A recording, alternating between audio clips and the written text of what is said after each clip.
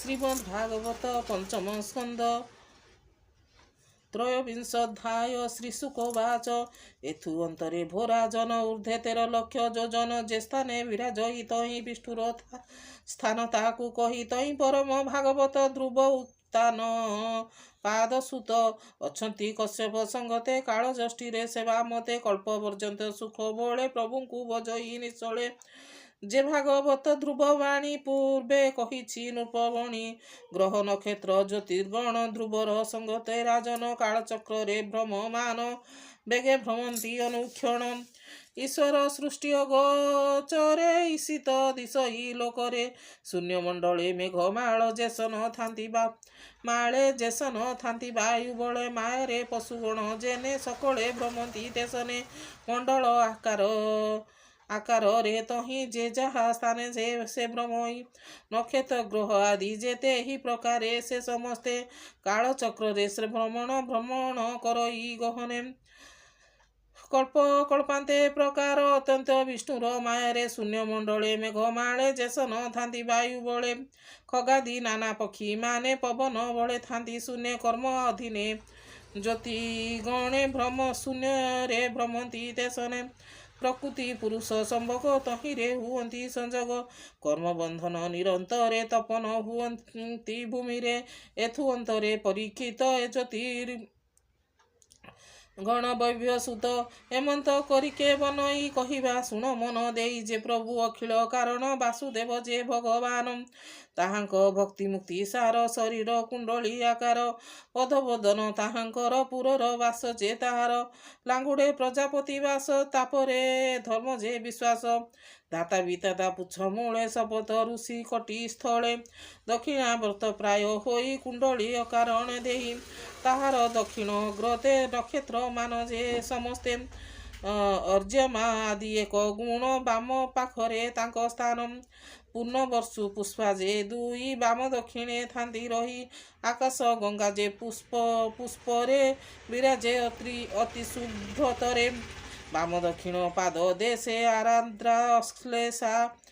अश्लेषा प्रकाशे उत्तराषाढ़भिजित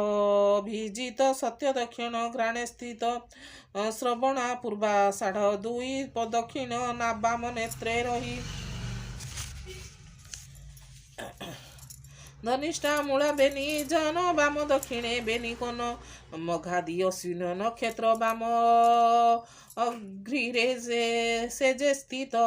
मृगाशिरा दक्षिण अग्रि ज्येष्ठा शत विषादी केन्द्री जगत जार आश्रय रे अगस्ती नासिका विवरे मुखरे अंगारक सोहे उपरे शनिश्चर रहे आदित्य बक्षस्थले बसे बृहस्पति जे बक्ष देशे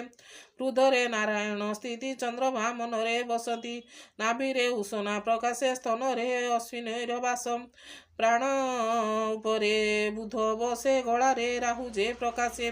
सर्व अंगरे केतु स्थान ए अनुक्रमे हे राजन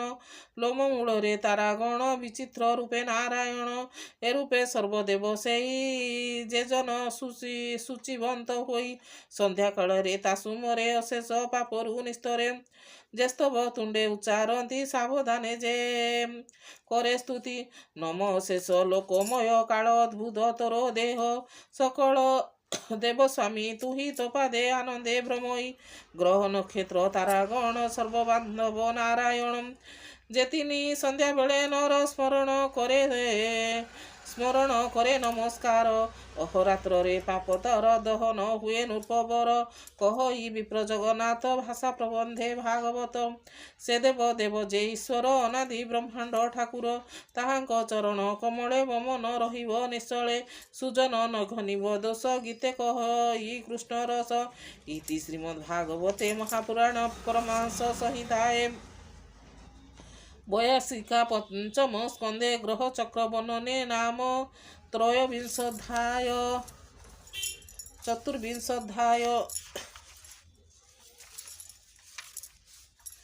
श्रीशुक उवाच ଠାରୁ ଅଧ ମେଳେ ଅୟୁତ ଯୋଜନର ତଳେ ଭୂମି ଆକାରେ ଗ୍ରହ ସ୍ଥିତି ଜିକେ ଅବା କେମନ୍ତେ ରହନ୍ତି ସ୍ୱଭାବେ ସିଂହିକା ନନ୍ଦନ ଏଟି ଅସୁର ଭୋରାଜନ ଯେଣୁ ପ୍ରଭୁର କୃପା ହୋଇ ଅମର ଗ୍ରହ ସେ ଅଟଇ ଏହାର କର୍ମ ଜନ୍ମ କର୍ମ ମାନ ପଛେ କହିବା ହେ ରାଜନ ଅଧଭାଗରେ ସେ ପଡ଼ଇ ଧରଣୀ ମଣ୍ଡଳେ ବୋଲାଇ ଅୟୁତ ଯୋଜନ ବିସ୍ତାର ଲୋକରେ ଖ୍ୟାତ ନୃପବର ଦ୍ୱାଦଶ ସହସ୍ର ଯୋଜନ ଚନ୍ଦ୍ରମଣ୍ଡଳେ ଯେ ପ୍ରମାଣ ଏ 13,000 ମତ ରାହୁର ମଣ୍ଡଳ ଜଗତେ ବୈରାନୁଭାଗ ବୃଦ୍ଧି ତହିଁ ଚନ୍ଦ୍ର ସୂର୍ଯ୍ୟ ଗ୍ରାସିବା ପାଇଁ ତାମୟୀ ବେଗବନ୍ତ ହୋଇ ତା ଦେଖି ବ୍ରହ୍ମାଣ୍ଡ ଗୋସାଇ ରକ୍ଷା ନିମନ୍ତେ ଭଗବାନ ଦେଇ ଅଛନ୍ତି ସୁଦର୍ଶନ ଚନ୍ଦ୍ରର ଆଦିତ୍ୟର ଛାଇ ନିକଟୁ ନିବୃତ୍ତି ଯେ ହୋଇ ଚକିତ ହୋଇ ଛନ ତାର ଉଦ୍ବେଗ ହୋଇ ଶରୀର ତାହାକୁ ପରାଗମାନ ଏଲୋକେ କରନ୍ତି ରାଜନ ତାହାର ତଳେ ଭୋରାଜନ ପୁରତେ ଅଛଇ ପ୍ରମାଣ ଅଇର ଶିରେ ପରିମଣି ମାନ ତହି ନାଶଇ ଇନ୍ଦୁତମ ବ୍ୟାଧିର ପରାଭବ ନାହିଁ ଦେହରେ ରୋଗ ଯେ ରହି ଶପଥ ଗିରିବର କରି ସପ୍ତଭୁବନ ଦଣ୍ଡଧାରୀ ଅତଳ ବିତଳ ସୁତଳ ତଳାତଳ ଯେ ରସାତଳ ମହାତଳ ଯେ ତଳାତଳ ସପ୍ତମେ ବିଦିତ ପାତାଳ କ୍ରମେ ଅୟୁତ ଯେ ଯୋଜନ ଏକୁ ଏକଇ ଯେ ପ୍ରମାଣ ବିଳ ସ୍ୱର୍ଗ ନାମ ଏହାର ସ୍ୱର୍ଗ ଅଧିକ ସୁଖକର କାଳ ଐଶ୍ୱର୍ଯ୍ୟ ନାନା ଭୋଗ ନାନା ଆନନ୍ଦେ ସୁଖ ଭୋଗ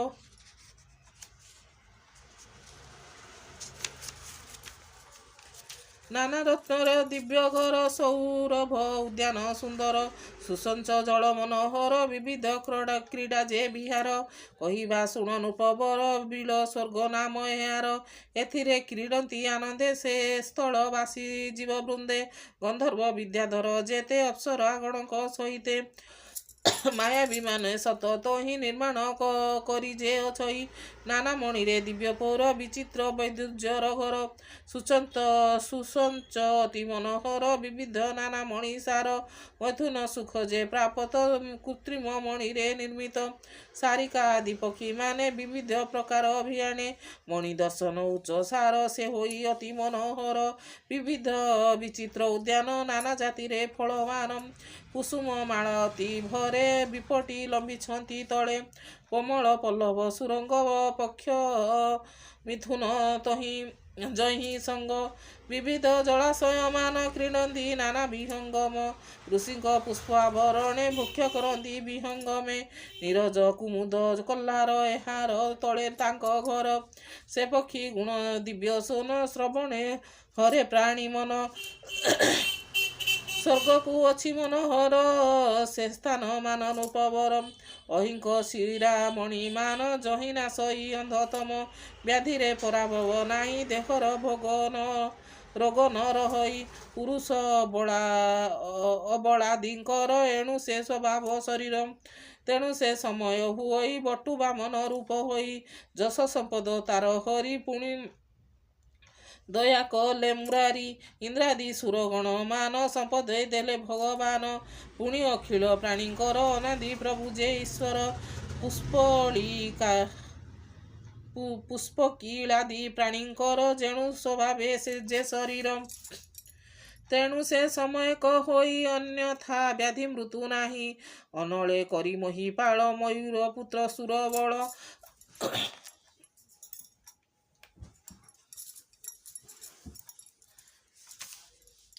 ଯାହାର ମାୟା ଦୃଢ଼ତରେ ଅଦ୍ୟାପି ସଂସାର ପ୍ରଚାରେ ଯେ ରୂପ ଧରିଲେ ତିନି ସ୍ୱରିଣୀ ବୃଷଳୀ କାମିନୀ ହଟକାକ୍ଷ ଯେ ମାୟା ରସ ତହିଁରେ ଥାଇଣ ପୁରୁଷ